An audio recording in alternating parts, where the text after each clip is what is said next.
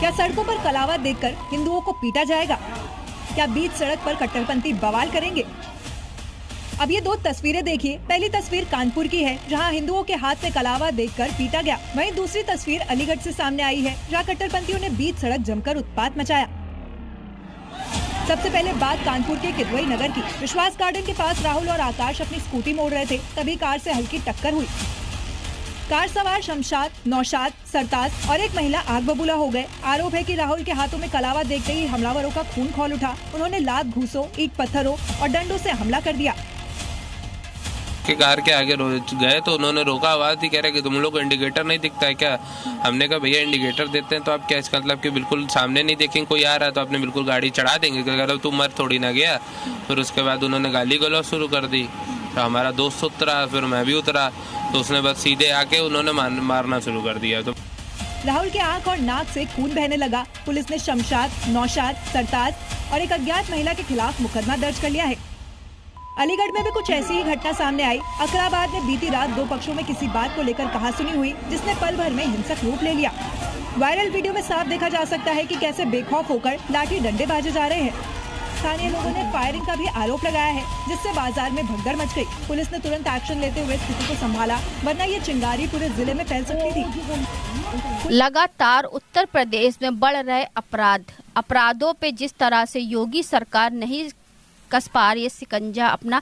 नमस्कार, मैं अर्चना और आप देख रहे हैं हंगामा टाइम्स। अभी हाल ही में खबर आई है कानपुर से और अलीगढ़ में लोगों के हाथ पे कलावा देख करके लोगों को मारा गया, हिंदू बोल करके मारा गया। साथ में जो है काफी बड़ी एक जो है घटना आ रही है अलीगढ़ से भी, जहां पर ऐसे ही जो है हिंदुओं को मारा गया, जहां पर वर्तमान सरकार बोलती है अपराध पर जो है लगाम लगाने की बात करती है, साथ में अपराधियों को सख्त से सख्त सजा देने की कार्रवाई का दावा भी होता है। लेकिन कहीं ना कहीं अपराधियों के हौसले बुलंद होते नजर आ रहे हैं और उत्तर प्रदेश के पूरे जिलों में अपराध जिस तरह से दिन प्रतिदिन बढ़ते चले जा रहे हैं। तो हमारे साथ में चंद्रपाल जी हैं, तो उनसे हम बात करेंगे, जो आदर्श समाज पार्टी के राष्ट्रीय अध्यक्ष हैं। जिस तरह से प्रदेश में लगातार अपराध बढ़ते चले जा रहे हैं, अपराध पर जिस तरह से वर्तमान सरकार शिकंजा नहीं कस पा रही है, तो क्या कहना चाहेंगे? सर, आपका बहुत बहुत स्वागत है। नमस्कार भाइयों बहनों, ये बात अपराधीकरण के विरुद्ध हमने बहुत पहले से अनाउंस कर रखा है। जब पार्टी बनाई थी तब भी पहले ये था कि राजनीतिक अपराधीकरण मुख्य उद्देश्य वो है, समस्या है। क्योंकि जब राजनीति में अपराधी घुस जाएंगे, उन्हीं को टिकट मिलेगा, तो वो उनके हौसले और बढ़ जाते हैं और फिर वो छुटभैये जितने भी होते हैं उनकी संगत में रहने वाले, वो अपराध करने में अपने को बड़ा गौरवान्वित समझते हैं।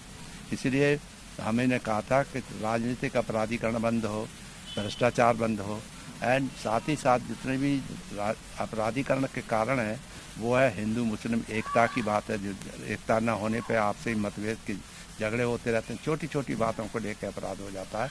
और चीफ मिनिस्टर जहाँ की बात है, उन्होंने तो बहुत तगड़ा प्रयास किया है कि अपराध नहीं होना चाहिए, मगर फिर भी नेचर है आदमी की कि वो समझता है कि मुझे अपराधियों से फ़ायदा हो रहा है, अपराधीकरण से फ़ायदा है, तो अपराधीकरण और बढ़ा देता है और उसे कंट्रोल करना मुश्किल है। ये जैसे आज ईद है, तो ईद को लेकर के बहुत सारे, चाहे आपका आरएसएस वाले हों, चाहे गौ रक्षा दल वाले हों, चाहे आपका हनुमान बजरंग दल वाले हों, सभी लोग जो कहीं ना कहीं उत्तर प्रदेश से खबर आ रही है, वो लोग अपने दल बल के साथ पहुंच रहे मीट की दुकानों को बंद कराने को। तो इसको भी लेकर के कहीं ना कहीं बवाल बढ़ता चला जा रहा है। देखिए, यही बातें हम बड़े स्पष्ट रूप से कह चुके हैं पहले भी, और हमने तो प्राइम मिनिस्टर ने बुला के कहा था कि जो चाहे, वो उनके साथी ने कहा था पीएस ने कि जो चाहे दे लो, बताओ क्या करना है। मैंने साहब जिस तरह स्थिति में हैं आज देश प्रदेश में, ये हालत बढ़ती चली जा रही है कि एक लड़का मुसलमानों को मिल गया और 5-10 बाहर के हिंदू को मिल गए, तो कोई बात हो, छोटी छोटी बातों पर पीट पाट के अलग करते हैं और ये प्रवृत्ति बढ़ती चली जाती है। मैंने तो तभी कहा है कि ये सब इस तरह की स्थिति को रोकने के लिए ये ज़रूरी है कि जितने भी सेनाएं हैं, जातिगत सेनाएं हैं, जात के आधार पर बनी हुई हैं, धर्म के आधार पर बनी हुई हैं, उनको बंद करना चाहिए और तभी शांति प्रदेश में रहेगी और हर पूरे देश में रहेगी, और बहुत ज़रूरी है। मैं नहीं समझ पाता हूँ कि मेरे स्पष्ट भाषणों के बाद, मेरे स्पष्ट अनुरोध के बाद, तमाम नेताओं से हाथ जोड़ के प्रार्थना करने के बाद भी ये कहीं नहीं निकल पाया है और ये जात के आधार पर जो सेनाएं बनी हुई हैं वो झगड़ा कराती हैं, ऐसे ऐसे इशू छोड़ देते हैं, छोटे छोटे बातें। जैसे ही आपका हिंदू मुसलमान अलग अपने धर्म मनाते हैं, बड़ी खुशी की बात है, हर एक को धर्म मनाना चाहिए। ईद का समय है तो ईद के समय में ईद की तरह मनाया जाना चाहिए, उनको स्वतंत्रता होनी चाहिए। संविधान हर एक को धर्म की स्वतंत्रता देता है, उसके मनाने की स्वतंत्रता देता है, फॉलो करने की सहायता देता है, स्वतंत्रता देता है। तो फिर काहे का क्यों झगड़ा होता है? अभी मैं कैमरामैन से कहूंगी थोड़ा सा स्क्रीन फोन के ऊपर करें, जिसमें आप देख रहे हैं कि फोन के ऊपर जो हम आपको दिखा रहे हैं ये बड़े बड़े टीवी चैनलों का एक न्यूज़ है, जिसमें गौ रक्षक पहुंचे थे मीट की दुकान। आपका सहारनपुर की खबर है, सहारनपुर से आपको खबर दिख रही है कि जहां पर गौ रक्षक पहुंचे थे मीट की दुकान बंद करा, और ऊपर ही जो है आपको एक खबर और दिख रही होगी जहां पे तुम हिंदू हो तुम्हें मैं और मारूंगा, यानी कि तुम हिंदू हो और तुम्हें हिंदू और हो, तो इसी को लेकर के उनको और मारा गया, पूछ करके मारा गया। तो जिस तरह से इस तरह की जो खबरें आती हैं, लगातार खबरें जो आ रही हैं हिंदू पूछ करके, जैसे कि उन्होंने कहा कि कानपुर से कि तुम हिंदू हो तो तुम्हें मैं और मारूंगा, और सहारनपुर से जिस तरह से गौ रक्षक वाले पहुंचे थे मीट की दुकान बंद कर, ऐसी खबरें ना जाने कितनी सैकड़ों की तादाद में सोशल मीडिया पे भी आती है, न्यूज़ चैनल पे भी आती है, लेकिन कहीं ना कहीं सरकार इन सब पर लगाम लगाने पे असफल है। तो इस पर क्या कहना चाहिए? नहीं, देखिए ये बड़े शर्म की बात है कि हमारे इतने अच्छा देश है और पुराने सभ्यता का देश है, सब भाई बहन जो प्यार से रहते थे और रहना चाहिए, आज भी यही उसी की ज़रूरत है। वो न होने की वजह से ये छोटी छोटी बातों पर झगड़ते हैं, तो बड़ा आश्चर्य होता है, बड़ा दुख होता है कि ऐसे कैसे देश महान हो सकता है। हमारा तो यही था कि अपराधीकरण बंद हो और राजनीति में अपराधी घुस गए, सबसे बड़ा ये है। और धनबल बाहुबल और धर्म के आधार पर जो झगड़ाएँ होते हैं वो बहुत ही खतरनाक है देश की एकता अखंडता के लिए। अगर देश की एकता अखंडता को बरकरार रखना है तो धर्म के नाम पर, जात के नाम पर जो झगड़े होते हैं, छोटी छोटी बाहिनी बनी हुई हैं, वो तब तक नहीं ठीक हो सकती, तब तक कोई शांति नहीं हो सकती। आपके आदर्श समाज पार्टी के क्या मूल उद्देश्य? हमारे आदर्श समाज पार्टी के तो पहले जब हम 2009 में पार्टी बनाई थी, उसी से कह दिया था कि हम तमाम किसी भी पार्टी में नहीं जाएंगे, क्योंकि हमने सारी पार्टियों के साथ काम भी किया, देखा भी और सख्त किया, बदमाशों के साथ कार्रवाई भी की, बंद किए, मगर फिर भी नहीं, आज भी स्थिति वही है उसी तरह की। तो हमारी पार्टी के हमने उद्देश्य बनाया था, नंबर 1 राजनीतिक अपराधीकरण बंद हो, भ्रष्टाचार बंद हो, जातिगत जो दुर्भावना पैदा होती हैं वो बंद होना चाहिए, सख्ती से कार्रवाई होनी चाहिए, निष्पक्षता होनी चाहिए और न्याय बहुत जल्दी से जल्दी मिलना चाहिए। अगर अपराधी है तो महिलाओं को छेड़ रहा है तो उसे फ़ौरन कार्रवाई होनी चाहिए। कुछ स्टेट्स इसमें इंटरेस्ट ले रहे हैं, मगर अभी भी क्योंकि इतना बड़ा स्टेट है प्रदेश का, उसमें तमाम तरह की जातियाँ धर्म रहते हैं, मगर वो झगड़ा करने से उतारू रहते हैं कि जहाँ भी किसी तरह से भी धर्म, जब उसका त्यौहार का समय होता है वहाँ निश्चित हो जाता है कि कुछ न कुछ होने वाला है। और मैं तो कभी जाता भी नहीं निकल के बाहर, मुझे मालूम है और मैं सलाह देता हूँ कि अगर ये इस तरह की भावना रहेगी तब तक अपने अंदर रहना बेहतर है, रादर देन ये अत्याचार, अन्याय, अत्याचार और अपराधीकरण को सहन करना। सवाल और आपसे करेंगे कि ये जो ऐसी वारदात होती हैं जहाँ पे जो है लोग अपने जो है दल बल का फ़ायदा उठाते हैं और साथ में लोगों को जो मारते पीटते, जहाँ अपराध ज़्यादा होते हैं, अगर आपकी सरकार होती तो आप क्या करते इस पे, और जो वर्तमान सरकार है उनसे क्या अपील करना चाहेंगे? देखिए, मेरी अगर सरकार होती तो मैं वो करता जो कि मैं अपने पूरे जीवन में 43 साल के जो IAS IPS के नौकरी में किया है, कि जो भी क्रिमिनल थे और बदमाश थे उनसे कितना भी शक्तिशाली क्यों नहीं रहा हो, चाहे DM सीतापुर ले लो, चाहे DM गाजियाबाद ले लो, हाथरस वो ले लो, आपका जहाँ जहाँ हम रहे हैं उनमें इतनी सख्ती से कार्य किया है कि हिम्मत नहीं होती थी किसी की कोई बदमाशी करे, और उनको जेल जरूर भिजवा दिया था। तो ऐसे ही सख्ती से कार्रवाई करते हैं, डरते हैं, क्योंकि जो बदमाश हैं वो उनके सारे तार जो बड़े बड़े नेताओं के साथ होते हैं, इसलिए वो छूटते हैं और अधिकारी भी डरते हैं, और अधिकारी डरने की वजह से ये सख्ती से कार्रवाई नहीं हो पाती, निष्पक्षता से कार्रवाई नहीं हो पाती।